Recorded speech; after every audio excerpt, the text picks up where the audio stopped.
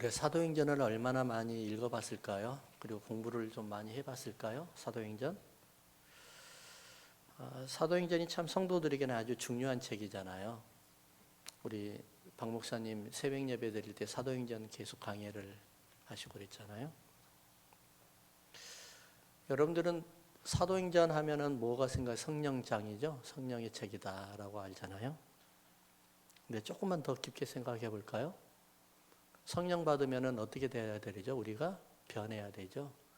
사도행전은 성령 받아서 변화된 삶이에요.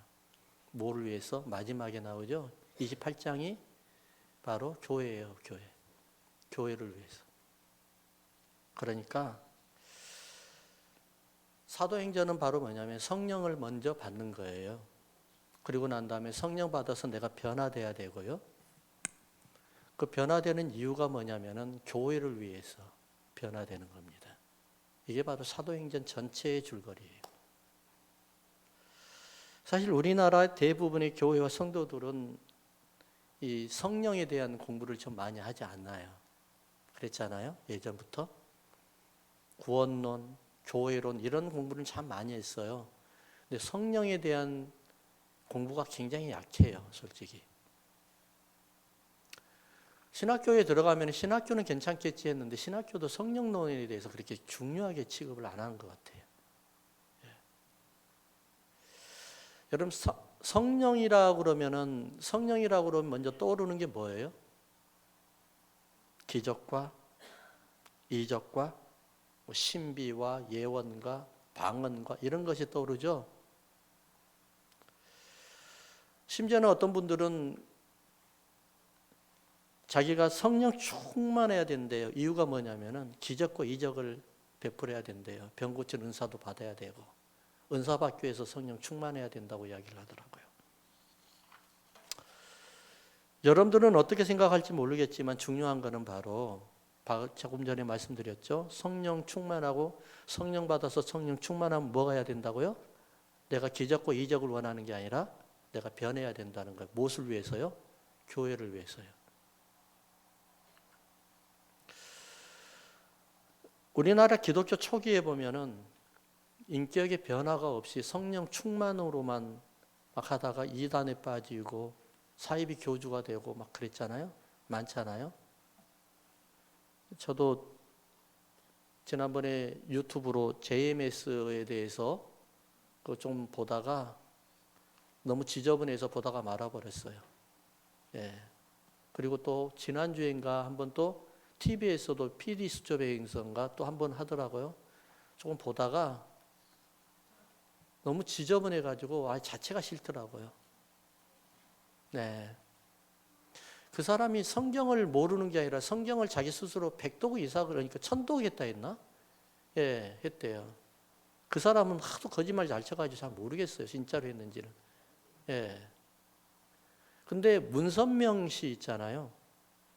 문선명 씨도 28살 때까지인가, 30이 안 됐는데 성경을 백독을 했답니다. 예. 성경을 너무 잘 알아요. 우리가 성령에 대해서 너무 모르니까 성령 충만하게 되어가지고 기적과 이적을 나타내야 되고 막 그런 것만 막 모든 것을 포커싱을 하는데 그건 아니에요. 오늘 우리가 이따가 목장 모임을 할 텐데 가장 중요한 핵심 포인트는 뭐냐면은 성령 받으면 내가 변해야 된다는 거예요. 왜 변해야 돼요? 교회를 위해서 변해야 된다는 거예요. 교회를 세우고 교회를 돕고 왜냐하면 하나님의 소망이 어디에 있는 거예요? 교회에 있는 거예요. 잃어버린 에덴 동산에 있는 거예요. 다시 회복돼야 되는 거예요. 인류의 조상인 아담이 에덴 동산에서 하나님과 함께 계셨잖아요. 조금 더 오늘 사도행전적으로 말씀드려 볼까요? 인류의 조상 아담이 성령님과 함께 계셨어요. 여러분 성령님과 함께 계시죠? 믿습니까? 그럼에도 불구하고 아담은 인격의 변화가 없었어요. 성령님과 함께 계셨는데도, 함께 있는데도 인격의 변화가 없었어요. 그리고 그가 무너지기 시작을 하는데 성령님과 함께 대화를 나누고 성령 충만한 사람이잖아요. 우리가 생각하기로. 그럼에도 불구하고 그는 무너지기 시작하는 거예요. 그래서 자기만 무너진 게 아니라 온 인류까지 무너지게 만들어 버렸어요. 그래서 우리는 뭘 이야기하냐면 성령님은 도우시는 영이다라는 것을 우리가 먼저 알아야 됩니다. 할렐루야. 뭐라고요? 성령님은 도우시는 영이시다. 그래서 우리가 성령님은 도우시는 영이 있는데 언제 도움냐? 바로 성령님을 충만하게 받고 성령님이 내 안에 들어오면 내가 변화되니까. 사람은 다 이기적이에요. 나밖에 모르는 거예요. 두 사람이 싸웠거든요. 근데 서로가 그래요. 저놈이 잘못됐다, 저놈이 잘못됐다 다 그러거든요. 근데 딱 보면은 뭐냐면은 나 좀 이해해줘 그래요. 나 좀 알아줘. 그러거든요. 그러다 보면은 뭐예요? 다 자기중심적이에요. 어떤 분이 그러더라고요. 교도관인데 교도소에 들어오면 한 사람도 억울하지 않은 사람이 없대요. 다 억울하대요. 내가 그렇게 될 수밖에 없었다는 거예요. 네. 성령님이 임하시면 어떻게 해야 돼요? 변화돼야 돼요. 그리고 이제는 내가 어떻게 해야 돼요? 내 이기적에서 이제는 어떻게 해요? 상대를 먼저 생각하고 배려해 줄 아는 사람이 돼야 되는 거예요. 교회를 돕고 이웃을 돕고 성도를 돕고 특별히 선교사님들을 돕고 돕는 영이에요. 성령님은.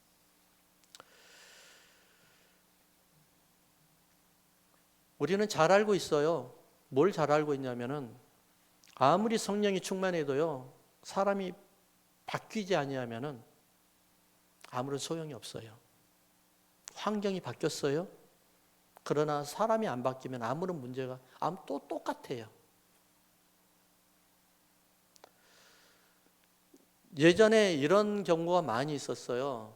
갑자기 부자가 된 사람들 땅값이 막 올라가니까 그러다가 그분들이 소원이 뭐였냐면은 한번 팔자를 고쳐보자.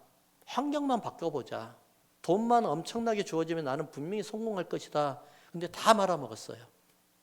왜 그런 줄 아세요? 아무리 환경이 바뀌어져도 내가 안 바뀌면은 환경이 노예가 되는 거예요. 똑같은 상황으로 가는 거예요. 하나님 인격 존재가요. 내 속에 들어와서 나를 변화시켜 줘야 되고요. 하나님이 나를 통치할 때 나의 구원이 이루어지고요. 그 다음에 뭐가 이루어져요? 나의 성숙이 이루어지는 거예요. 다 나예요. 다 나. 남이 아니에요, 여러분. 성령 받기 전에는 네가 변해야 되고 교회가 변해야 되고 목사가 변해야 되고 장로가 변해야 되고 권사가 변해야 되고 다 그랬는데 성령 받으니까 그게 문제는 다 나였던 거예요. 내가 변해야 되지, 내가 변해야 되지, 내가 변해야 구원받고 내가 변해야 되지, 내가 성숙하니까 이렇게 변해버리는 거예요.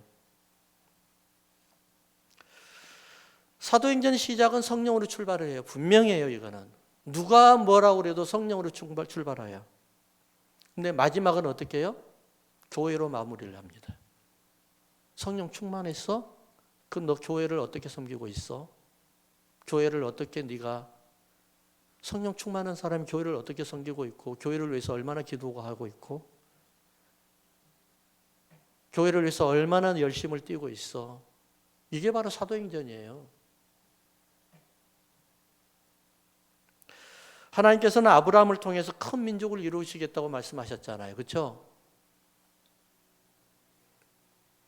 갈라디아서에서는 특별히 3장에 보면 뭐라고 이야기했냐면은 예수 그리스도를 믿는 모든 민족에게 아브라함에 주시는 하나님이 아브라함에게 주셨던 유업을 주시겠대요. 이거 이렇게 약속해 주셨어요. 아브라함에게 주셨던 유업을 누구에게 주겠다고요? 예수를 믿는 우리에게. 우리는 여기에 관심이 많잖아요. 근데요, 조금만 더 생각해 볼까요? 아브라함에게 창세기 12장 1절이 뭐라고 그래요? 아합의 친척 본토를 떠나서 내가 지시할 땅으로 가라 그러죠. 창세기 12장 5절이 뭐라고 그래요? 마침내 아브라함이 가나안 땅에 도착했더라고 이야기를 해요. 하나님의 소망이 어디 있었어요? 가나안 땅에 있었어요. 뭐 하려고요? 하나님의 나라. 무너졌던 에덴 동산을 가나안을 통해서 다시 세우기를 원했어요. 그러니까 하나님께서 아브라함에게 주었던 엄청난 복, 유업, 우리가 말하는 재물, 이런 것들을 주셨던 이유가 뭐예요?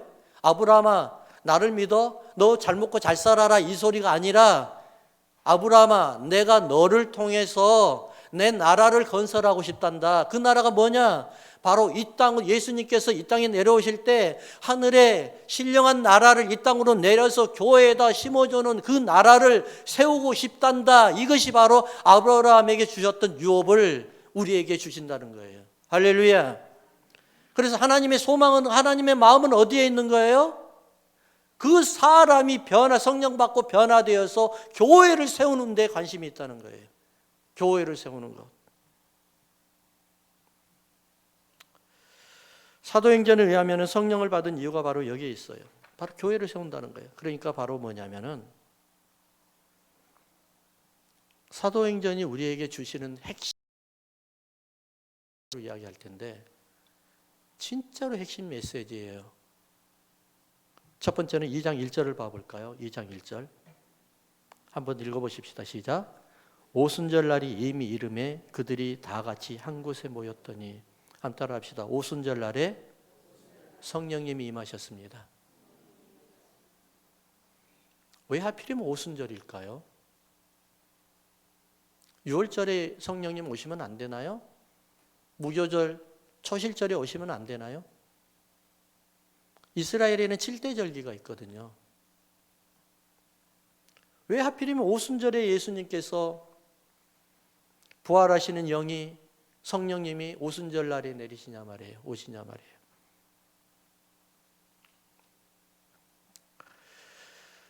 본문 2장을 보면 오순절이라는 유대인들의 절기가 분명하게 기록되어 있잖아요. 그렇죠? 오순절 날이 이르메라고 이야기했죠. 그러니까 성경에는 절기라든지 이런 것들 중요할 때는 분명히 집어넣어요. 6월절이 이르메라고 해서 예수님이 붙들어 이제 가셔서 십자가에 돌아가시잖아요. 그렇잖아요. 그러니까 성경에는 절기를 이야기할 때는 꼭 거기에 대한 내포되는 의미가 분명히 따라오게 되어 있어요. 레위기를 보면은 레위기는 두 굉장히 큰 사건으로 나눠져요. 그다음 그 중간에는 뭐냐면은 다 바로 거룩, 성별된 백성들을 이야기하는 거예요. 1장부터 7장까지는 뭐 제사가 나오죠. 구체적으로 말하면 1장부터 5장까지가 제사 번제부터 속죄제까지 다, 속건제까지 다 나와요. 그 다음에 6장과 7장은 뭐냐면은 5개의 제사를 들어가야 되는데 너무 내용이 많다 보니까 못 들어간 것들을 보충으로 설명하는 게 6장과 7장이에요. 그러면은 23장 이유는 뭐냐면은 절기를 이야기해요. 7대 절기. 왜 절기가 앞으로 오지 않고 제사가 앞에 있어요? 여러분들의 인생에 성령 받아서 변화될 수 있는 가장 중요한 찬스가 바로 뭐냐면은 예배예요. 어디에서요? 오순절 날 절기 안에서. 그래서 이스라엘의 7대 절기가 6월절부터 시작해가지고 7대 절기를 2개로 나눠야 돼요. 7대 절기의 마지막은 오순절이에요. 그 안에 뭐가 있어요? 무교절, 초실절, 오순절이죠. 6월절부터 오순절까지 50일이에요. 이거를 뭐라고 그러냐면은 구원이라고 이야기합니다. 구원받은 백성들이 이제는 성도가 이제는 어떻게 해요? 성화가 돼야 되죠. 변해야 되죠. 그래서 6월절이 끝나자마자 나팔절이 시작이에요. 그러고 난 다음에 뒤에 속죄일이 시작이 되고 그 다음에 장막절이 오는데 이것을 뭐라고 그러냐면은 바로 구원받은 백성들이 변화되는 성화를 이야기하는 거예요. 그래서 7대 절기라고 이야기해요. 제가 이렇게 좀 이런 이야기를 구체적으로 하니까 조금 지루하죠. 자, 그런데 쇼킹한 이야기 한번 할까요? 이 7대 절기의 대표로 10계명 안에 딱 들어가 있어요. 뭘로 들어가 있을까요? 제 4계명이 뭐예요? 안식일을 지키라는 거예요. 안식일이 7대 절기의 대표로 들어가 있어요. 그럼 오순절은 뭐예요? 안식일인 거예요. 안식일 날. 우리가 지금 여기에서 본문에 보면은 저는 이 성경을 그러니까 절기 공부를 하면서 소름이 끼칠 정도로 놀랐어요. 예수님께서 십자가에 돌아가시고 며칠 만에 부활하셨죠? 다 알잖아요. 이거는 아이들도 알아요. 제가 물어본 내가 이상한 거예요. 3일 만에 부활하셨어요. 그리고 3일 만에 부활하시고 이 세상에서 부활하신 몸으로 며칠을 사셨어요? 40일을 사셨어요. 그리고 하나님이 예수님이 많은 사람들 보는 앞에서 500명이라는 사람들 앞에서 하늘로 승천하셨어요. 그렇죠? 그게 사도행전 1장에도 나오고 누가복음에도 나와요. 그래서 이거는 역사적이 아니야. 이거는 그냥 우리에게 말하는 신앙. 그건 사실 아니야. 무슨 소리 하는 거예요? 500명 보는 앞에서 예수님께서 부활하신 몸으로 그냥 몸 그대로 올라가셨어요. 우리가 잠자다 일어나면은 아침에 제가 키를 내가 이렇게 거치고 다녔었네. 혹시 그것만 본 거 아니었죠? 예. 아침에 잠자고 있는 침대에 일어나가지고 그렇잖아요. 뱀 가죽으로 같이 그냥 쫙 이게 벗어놓은 옷을 가지고 그대로 들어가가지고 그대로 올리는 사람 있잖아요. 예. 예수님이 하늘로 승천하실 때 몸을 벗고 그냥 영만 가는 게 아니에요. 몸 그대로 보는 그대로 가셨어요. 못자국이 있어요. 못자국. 예수님이 다시 오실 때 꼭 여러분들이 누가 다른 사람 메시아다 그러면 못자국 확인하세요. 창자국 확인하세요. 못자국이 없으면은 예수님이 아니에요. 예수님이 하늘로 승천하셔가지고 이 땅에 마가의 다락방에 성령으로 임하셨어요. 며칠 만이에요? 정확하게 10일 만에 내려오셨어요.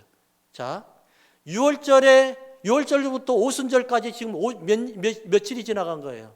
50일이죠, 50일.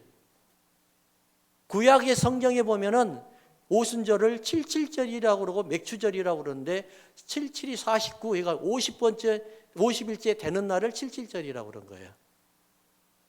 구약이 레위기에 예언했던 게 뭐냐? 성령님이 언제 내리신다고요? 오신다고요? 구약이 예언한 게 절기로 말하면은 6월절에 어린 양의 피로 구원받은 백성이 성령님이 내려오실 때가 50일째 되는 날 성령님이 내려오신 거예요. 사도행전이 이걸 말하고 있는 거예요. 오순절 날의 이름에. 그 오순절이 뭐라고요? 바로 우리가 드리는 안식일 날 예배라는 거예요. 어느 목사님께서 연세가 이제 많이 되셔가지고 병원에서 임종을 기다리고 있었어요. 임종이 가까웠다는 말씀을 듣고 병원에 신방을 갔어요. 그래서 이제 임종 예배를 드리려고. 그래서 이제 그분이 그래도 보니까 그나마 그나마 괜찮아요, 몸이. 그래서 이제는 그분의 유언이라도 좀 들어봐야 되겠다. 부모님, 자녀들이나 아니면 다른 식구들이 있을 때는 하지 못했던 말을 나에게 좀 하라고 그러면서 가족들을 다 내보냈어요. 그런데 말 좀 하라고 그러니까는 환자가 그냥 갑자기 피탕피탕거리면서 숨을 못 쉬면서 난리 나는 거예요. 멀쩡했던 분이 막 이제 진짜 돌아가시려고 그러는 거예요. 말하기 힘드세요? 그러면 글로 좀 써주세요. 글 쓸 수는 있으니까 글을 썼어요. 그리고 그분이 진짜로 임종하셨어요. 그래가 글 쓰는 걸 가지고 보지도 않고 그다음에 가족들을 들어오라고 그랬어요. 다시 그래가 이제 우리 형제님께서 임종하셨습니다. 이분이 유언을 했는데 글로 써가지고 임종을 했습니다. 글이 뭔 줄 아세요? 참, 발 치워 임마. 네가 내 호흡기 지금 밟았잖아.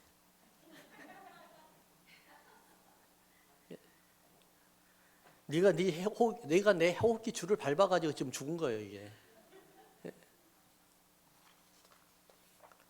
사람 실수하잖아요. 이런 실수하면 안 되겠지만. 그래야 사람이에요. 실수 없으면 사람 아니에요. 분위기에 맞지 않게 성낼 수도 있고요. 아닌 말도 할 수도 있고요. 화낼 수도 있어요. 사람이니까요. 사람 아니면은 실수 안 해요. 여러분 실수 안 하는 사람하고 같이 살기 원하죠. 완벽한 남편하고 살기를 원하고 완벽한 부인하고 살기를 원하죠. 한 가지 아이디어 드릴게요. AI하고 결혼하세요. 절대로 실수 안 해요. 근데 사람은 실수하게 되어 있어요. 근데 이 실수를 못 봐요. 자기는 실수하면서. 이게 문제라는 거예요. 왜 그런 줄 아세요? 성령은 받았어요. 내가 변하지 않는 거예요, 지금요. 내가. 어떤 사람이든지요, 인생에 큰 오점을 남겨요.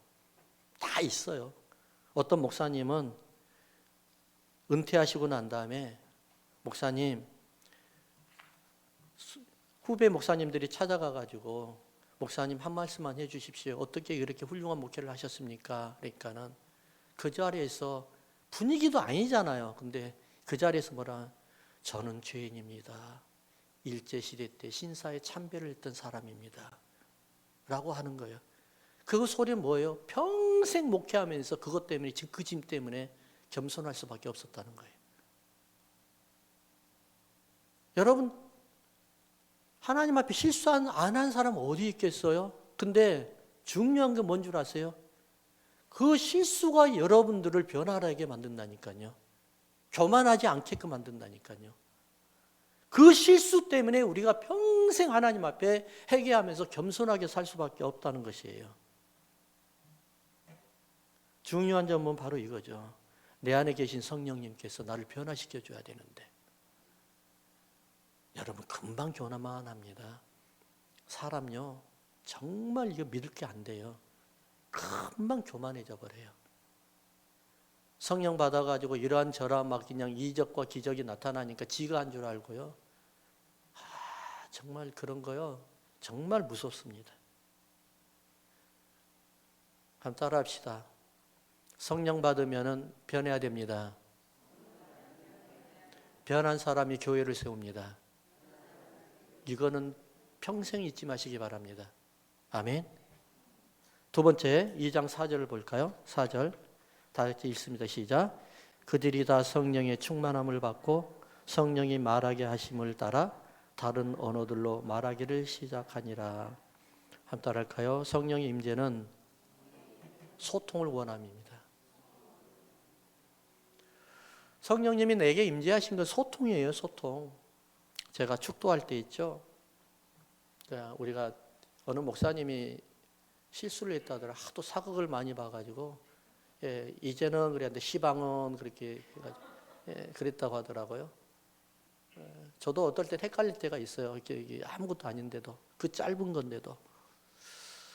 근데 성령이가 하나님 아버지의 사랑과, 하나님의 아버지는 사랑입니다. 예수님이 사랑 아니에요? 아버지가 사랑이에요. 그 다음에 예수님이 뭐예요? 성삼위 하나님을 우리가 간단하게 한 명사들을 이야기하면 하나 아버지는 사랑이에요. 그러면 예수 그리스도의 은혜라고 하죠. 은혜. 예수님은 뭐예요? 은혜예요. 은혜. 왜 은혜예요? 아버지의 사랑을 우리에게 전달해 주는 분이에요. 그래서 은혜인 거예요. 근데 성령에 뭐라고 그러죠? 교통이라고 그러죠. 축도하는데 교통이 안 들어가면 문제가 이제 되는 거예요. 성령의 교통. 성령님은 뭐 하시는 분이에요? 교통하시는 분. 여러분 예수 믿고 성령님 여러분들 안에 계세요. 할렐루야. 그럼 내가 뭐가 일어나야 되는 거예요? 교통이 일어나야 되는 거예요. 교통이 안 돼요? 성령 받았음에도 아직 변하지 않는 사람이에요. 이게 문제가 되는 거예요. 사람은 원래 하나의 언어로 되어 있었잖아요.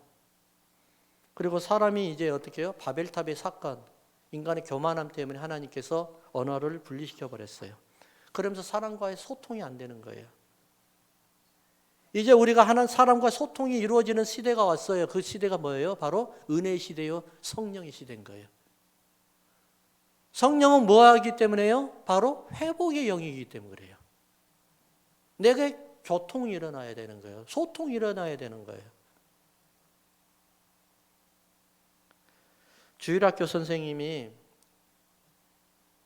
아이들에게 이런 말을 물어봤어요. 사람은 다 죄인입니다. 아까 우리가 새가족 공부를 하는데 거기에서 죄에 대해서 이야기했잖아요. 모든 사람은 죄인입니다. 하나님께서 우리의 죄를 사하시도록 죄를 없애게 하려고 하면은 어떻게 해야 됩니까? 라고 물어봤어요. 그러니까 어떤 아이가, 우리 유리 같은 아이가 딱 손을 들었어요. 선생님, 저는 압니다. 그러니까 뭔데? 죄를 지어야 됩니다. 죄를 지어야만 죄를 없애주니까. 바벨탑은 교만한 거예요. 교만이에요, 교만. 하나님 없이도 얼마든지 살 수 있다는 거예요. 이게 교만이고 이게 죄예요. 하나님 필요 없다는 거예요. 나 얼마든지 살 수 있어요. 나 사람들요, 교통 안 해도 살 수 있어요. 소통 안 해도 살 수 있어요. 나 혼자 그래서 사막 가운데 사는 게 제일 행복해요. 난 사람들 만나기 싫어요. 소통 안 해도 돼요. 하는 사람들이 있거든요. 참 안타깝잖아요. 왜냐하면 상처를 얼마나 받았기 때문에. 저도 한때도 그랬거든요. 자연에서 살리라. 제 소망은 목회 끝나면은 한국 가서 산에서 좀 한번 살아봤으면 좋겠다. 자연인 한번 살아봤으면 좋겠다. 근데 내 성격으로는 아마 일주일도 못 사고 내려올 것 같아요. 예. 여러분들은 아마 일주일이 아니라 이틀 만에 내려올 것 같아요. 왜 그런 줄 아세요? 맥도날드 시니어 커피 드시려고 내려온 것 같아요. 예. 사람은 당연히 성령을 받으면 소통하게 돼 있어요. 그래서 우리가 목장도 하는 이유가 그렇고 성도들 간에도 그러는 거예요. 소통이 안 되잖아요. 그러면 다 모래알이 돼버려요. 모래알이. 모래알을 아무리 쌓아봐요. 성이 안 됩니다. 근데 진흙을 쌓아보세요. 지네들끼리 흡수하고 빨아들이고 엉키면서 어떨 땐 돌멩이 안에 있을 거 아니에요. 아플 거 아니에요. 그러면서 성이 모아지기 성이 되어가기 시작하는 거예요. 소통을 하면은요, 좋은 것만 있지 않아요. 어떨 때는 자갈도 들어와요. 나쁜 것도 있어요. 그럼에도 불구하고 소통하는 거예요. 요즘 대한민국이 세계 속에서 가장 중심의 무역의 도적의 나라가 되었어요. 요즘에 조금 힘들다고 하지만은 우리나라 물건이 예전에는 싼 것만 다 세계 속에 흩어졌는데 이제는 뭐예요? 고급 물건들만 세계적으로 흩어졌답니다. 최첨단은 다 우리나라 물건이랍니다. 그래서 요즘에 무기가 우리나라가 굉장히 유행하잖아요. 굉장히 유명하잖아요.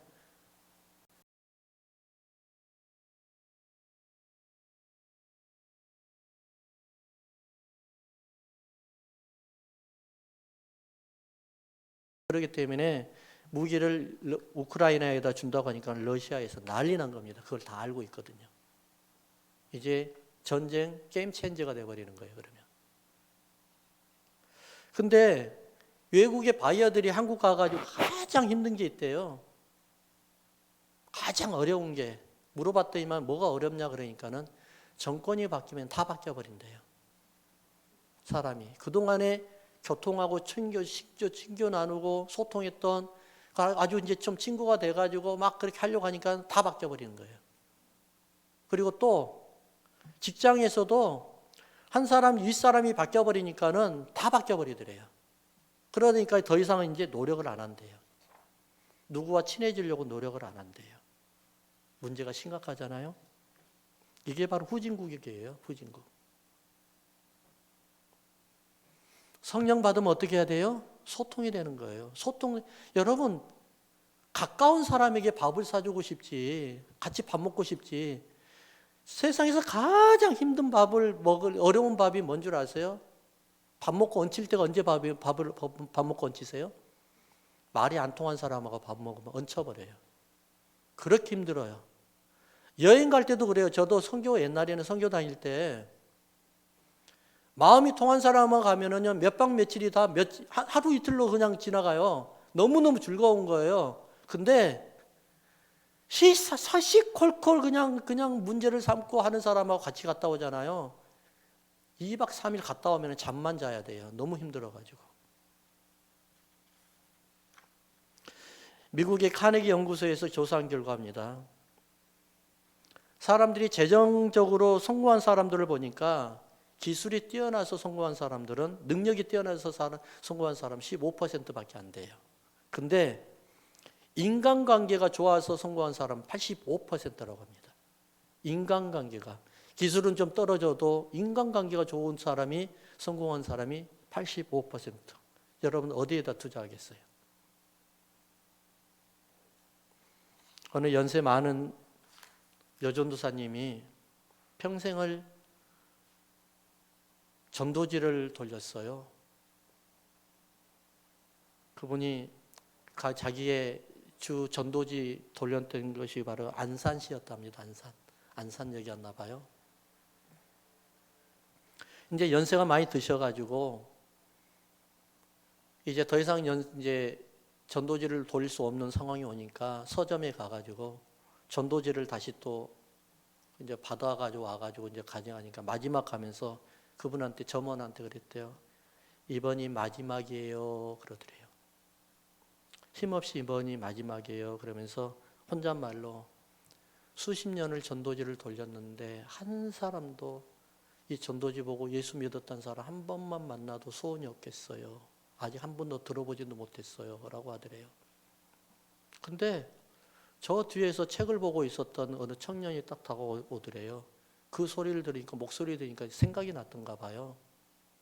그분이 그 할머니 전도사님한테 와가지고 뭐라고 그러냐면, 그분이 전도사인지도 모르고, 할머니 혹시 10년 전에 기억 못 하실 거예요. 제가 아주 힘들었을 때 안산역에 내렸는데 할머니가 준 전도지 가지고 예수 믿고요. 그걸 가지고 우리 가정이 다 예수 믿고 구원받고요. 지금 제 동생은 인도에 지금 선교사님으로 가 계세요. 라고 할 거예요. 성령님은 뭐라고요? 교통하는 영이라고 그랬죠. 복음이 있는 곳에는 분명히 성령님이 임하십니다. 할렐루야. 여러분들 가정 속에, 여러분들 심령 속에, 삶 속에 성령님이 강하게 역사하려고 하면은 복음을 날마다 선포하십시오. 그곳에는 당연히 성령님이 임하십니다. 우리가 아무리 힘들어도요, 아무리 어려워도 실망하지 아니하는 거 뭐죠? 성령님이 우리와 함께 하시기 때문입니다. 기도하십시다.